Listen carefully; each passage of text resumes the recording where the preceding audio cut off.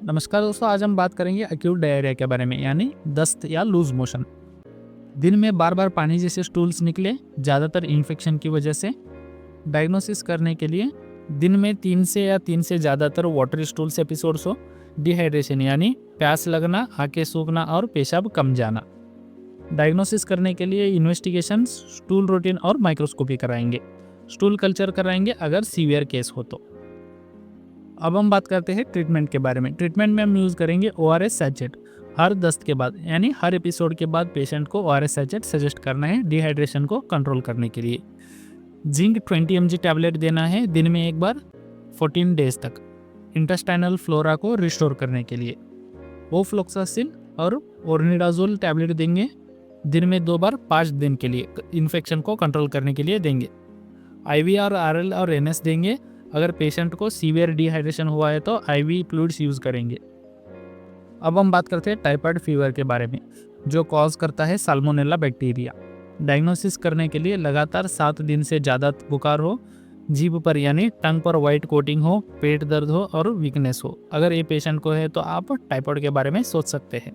Conformation के लिए viral test positive होगा, ब्लड कल्चर पॉजिटिव आएगा। जब ये दोनों पॉजिटिव आए, ये सारे सिम्टम्स आपको देखने को मिल जाए तो आप टाइफाइड फीवर डायग्नोस कर सकते हैं।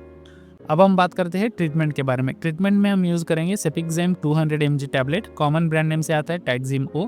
इसको हम देंगे दिन में 2 बार 10 दिन के लिए। इसका काम है मेन एंटीबायोटिक। या हम देंगे अजिथ्रोमाइसिन 500 mg दिन में एक बार 7 दिन के लिए, अल्टरनेट टू सेपिक्जाइम। ठीक है, उसके बाद हम देंगे paracetamol 650 mg tablet SOS fever को कंट्रोल करने के लिए। अगर ज़्यादातर फीवर है तो पैरासीटामोल देंगे। अगर पेशेंट को कंट्रोल नहीं हुआ, पेशेंट को रिलीफ नहीं मिला इन सारे मेडिसिन का कोर्स कंप्लीट होने के बाद, जब हम यूज़ करेंगे सेप्ट्राएक्सोन 1 ग्राम IV इंजेक्शन सीवियर केसेस में। कॉमन ब्रांड नेम से आता है टैक्जिम। अब हम बात करते हैं फूड पॉइजनिंग के बारे में। खाना खराब होने से दस्त और उल्टी होना। डायग्नोस करने के लिए अचानक दस्त और उल्टी यानी वॉमिटिंग और डायरिया, पेट दर्द और कमजोरी, एब्डोमिनल पेन और वीकनेस। अब हम बात करते हैं टेस्ट के बारे में। क्लिनिकल डायग्नोसिस होता है ज़्यादातर, और पेशेंट का स्टूल और कल्चर करवा सकते हैं अगर ज़रूरत पड़े तो। अब हम बात करते हैं ट्रीटमेंट के बारे में। ट्रीटमेंट में हम यूज़ करेंगे ORS सैचेट हर दस्त के बाद, यानी हर एपिसोड ऑफ स्टूल्स के बाद हम यूज़ करेंगे ORS सैचेट डिहाइड्रेशन को कंट्रोल करने के लिए।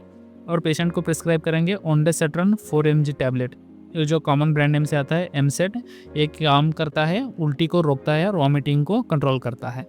नॉरफ्लोक्सासिन और टेनिडाजोल कॉम्बिनेशन का एंटीबायोटिक देंगे पेशेंट को इन्फेक्शन कंट्रोल करने के लिए, दिन में 2 बार 5 दिन के लिए।